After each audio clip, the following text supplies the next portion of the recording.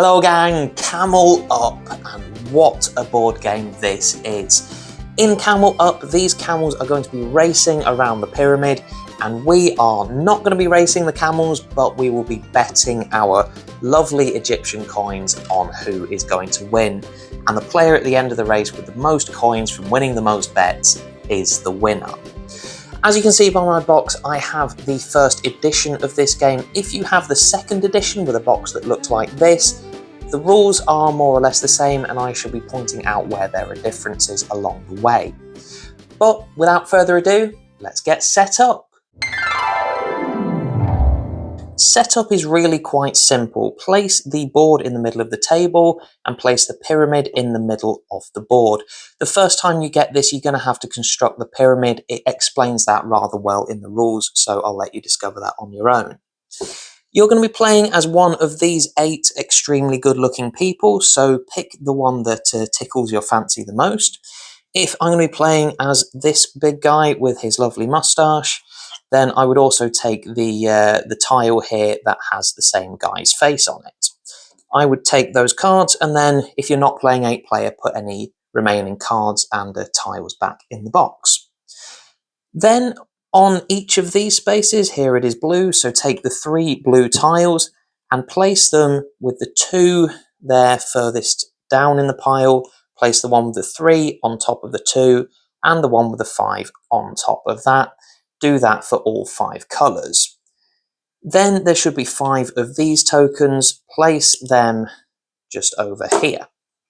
Finally, throw all 5 of the dice, and in this case you'll see I've got a yellow 3, so I start with the yellow camel being 1, 2, 3 spaces beyond the starting line. Do that for all 5, and then when you've done that, you place all 5 of them into the pyramid. Then hand each player 3 shiny coins to get started with, and at that point you are set up and ready to go. Setup really is that quick and easy. The game is going to take place over a number of legs. Each leg is basically one movement by each of the cows. It's basically when all 5 dice have come out of the pyramid, that is the end of the leg. It's very important to not mix up the legs and the race as a whole, because you're going to be betting on each of them. On your turn, you can take any one out of 4 possible actions, and I think it's easiest if we just go through each of them in turn. So let's get cracking. So one of the things you can do on your turn is to bet on who is going to be winning at the end of the leg. Again, the leg ends when all 5 dice have come out of the pyramid. In this case, let's say yellow is in the lead, and I'm looking at that thinking, yep, I predict that yellow is going to still be in the lead at the end of this leg. What I do is I take the top tile on the yellow pile. You'll notice again that the top one has a value 5 if it does indeed turn out that the yellow one is on top. The next player who also bets on yellow only gets 3 if it turns out that yellow is on top. So you kind of want to do that before your opponents do it. At the end of the leg, again, if yellow is on top, then I get this number of points, which in this case is 5. If yellow is second, I would get 1 point, and if yellow is third, fourth, or fifth, I would actually get -1 coin. So I'd better hope that I am right. A second action you can take is to place your desert tile on the track. Then you can place it this way up or this way up. What that does is, let's say that a camel is going to move, which we'll go through in a second, and let's say they are going to land there. In this case, because it's this way up, it says +1, so this camel would then move 1 space further forward.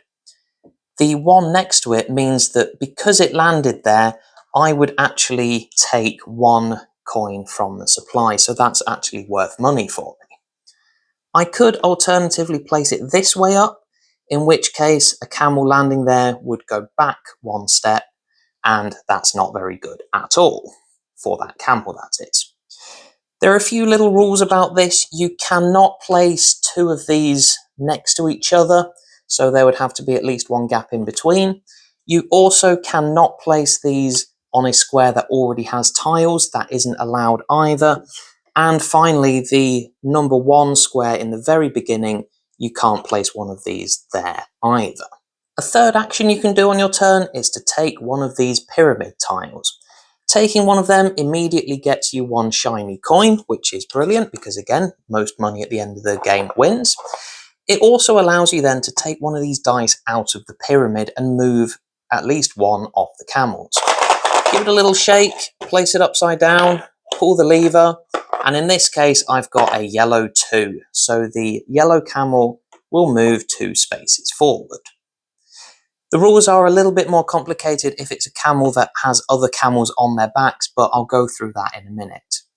When you've done that, simply place the yellow 2 dice over here next to this, just to show everybody that that yellow camel has already moved. And finally, the fourth possible action is to bet on which of these camels is going to win or lose the entire race. Remember these cards that you have with the very good-looking people's face on them? Well, you have one in each colour. Let's say that I now believe that yellow is going to win the entire race, and I'm very confident in yellow. I would then place this face down in this spot here. If I were to believe that the green guy is going to lose the entire race, I would place that one face down there. So one action you can take is to bet on the overall winner, one action is to bet on the overall loser. Let's say later on in the race I change my mind and the orange guy starts to do really well and starts to look like they're going to win. I absolutely could put a second bet on the overall winner, or indeed on the overall loser. The way these things work is, let's say we get to the end of the race and there is a couple of other people who have also bet on the overall winner. Then what we do is we take this pile and we flip it upside down, and then basically the first person to have correctly guessed the overall winner is going to get 8 points. The second person to correctly guess the overall winner gets 5, and then 3, 2, 1, and anybody who incorrectly guesses would then be losing 1 coin. Again, you can bet as many times as you like, but do note that the first player to bet on the correct overall winner gets 8 sweet points, and then it's slightly less each time after that. So again, you want to be a little bit faster than your opponents on correctly guessing, but if you get it wrong, then you're wrong and you end up losing points over that. That's a little bit of a balance that you have to take during this game. I mentioned that the rules for moving the camel are a little bit more complicated when there's another camel on its back. In this case, I've just taken a white 1 out of the pyramid, which means the white camel is going to move 1, but there's a blue camel on its back. What this means is that the blue camel basically rides on the white camel's back and moves forward 1 space. Since the orange camel is already 1 space in front, the white basically jumps on top. If, by the way, they were to cross the finish line like this, then the blue camel would be considered the winner. So the one that's on top is considered in front for all betting purposes. That's also true if it would be the end of a leg and they were to be like this. Let's say, hypothetically though, that we had got a 2 and there was one of these tokens over here. So they'd move forward 1, 2, and then this would mean that they have to move back. What they do then is they then end up underneath the orange one. However, if it were that way up and they move forward 1, so they go from the 2, they go 1, 2, then they go +1, then they end up on top. So when they're going backwards, they end up underneath. When they're going forward, they end up on top. And fundamentally, gang, Camel Up really is that simple. At the end of the last round, which is basically when somebody crosses the finish line, you calculate how many coins people get for betting on the overall winner and also for the overall loser, and you basically count up your money. Most money is the winner. If you have the second edition of the game, the rules are exactly the same, but with, I'd say, 2 major differences. One is that these tiles are much better in terms of the artwork. Rather than showing a lake and a mirage, they show a crowd cheering on the camels, which gives them the energy to go 1 extra space. or on the other side, I believe it's a crowd booing some camels, which again scares them, and then they don't go as far forward, basically. I think that's a much better way to depict these tiles.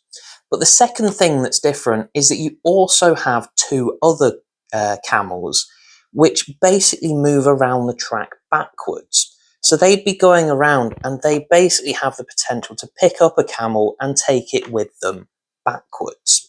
They move in exactly the same way, it's just that they're going the other way around the track.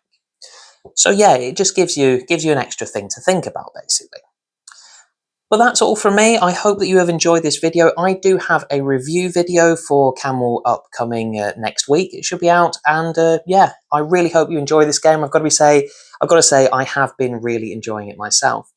But until next time, take care, goodbye, and hey, go and bet on those camels. Goodbye.